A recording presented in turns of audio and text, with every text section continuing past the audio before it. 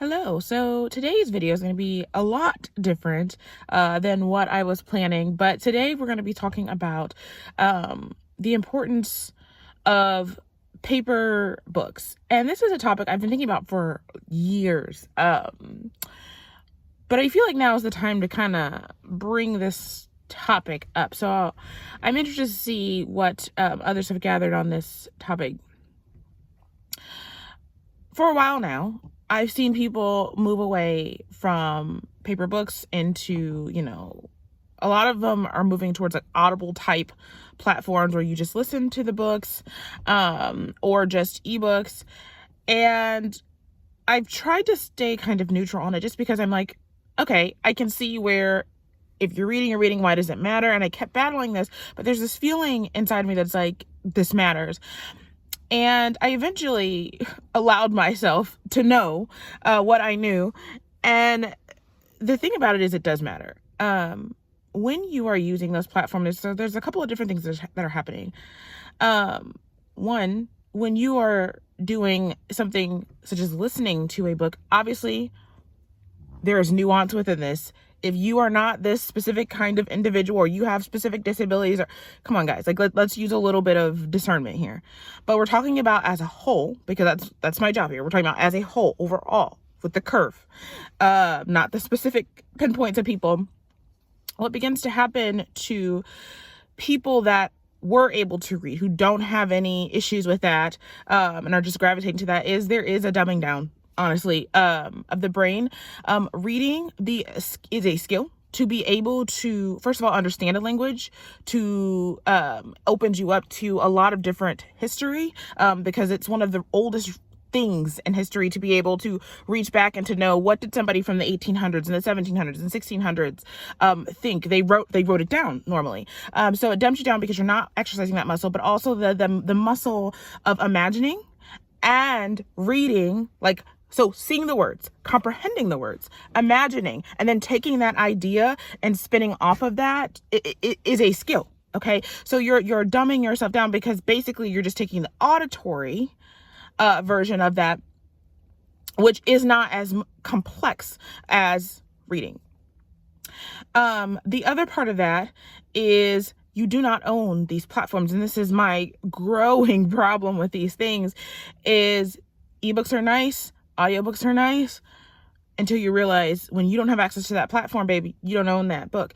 But also, especially from having blogs and stuff, how ridiculously easy it is to delete, to edit without you ever knowing. I opened my first blog years ago and I was astounded to find that I could predate that blog to before I ever even knew about blogging. I could predate that all the way back to 1990 something, before I was even born.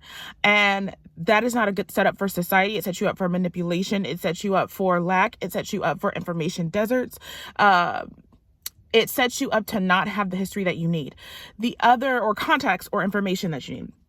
The other thing that I'm seeing people do is discredit books, paper books, and say, this is clutter. My brother in Christ. No, ma'am, it's not.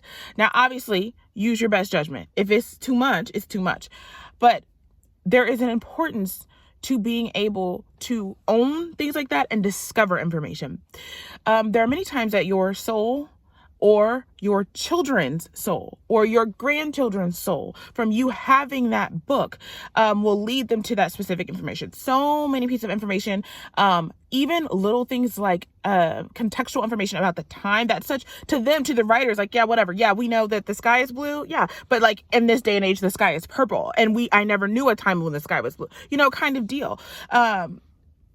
More than that, it is necessary for the people around you to be able to access information that is not changeable by the regime of whoever owns the platforms or the books or media or whatever. You need paper books. And the thing that keeps repeating in my head for years now is y'all are not going to appreciate the paper books until they're gone, until you need them and you're not able to access them. And that's a really sad reality, especially when you have this gift. It's this repeated history of knowing the bad things that are coming, warning people, and them still not listening. But I guess this is just a last minute attempt to go, you need paper books. You need them. I know it seems like clutter. I know it seems like it doesn't make sense, but many things don't make sense until later.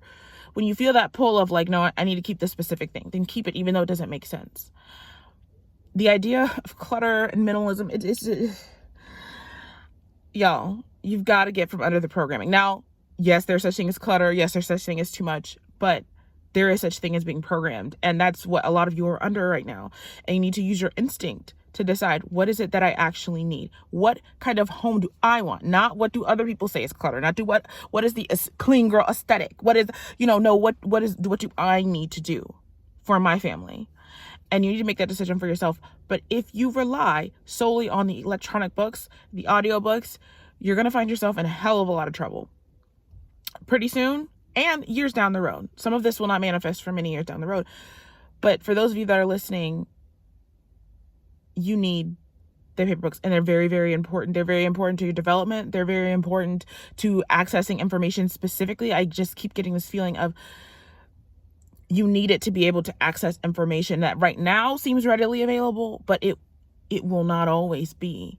You do not own those platforms. You do not own those books. They can go away at any time. They can be edited at any time. You need the paper books. Until next time, bye.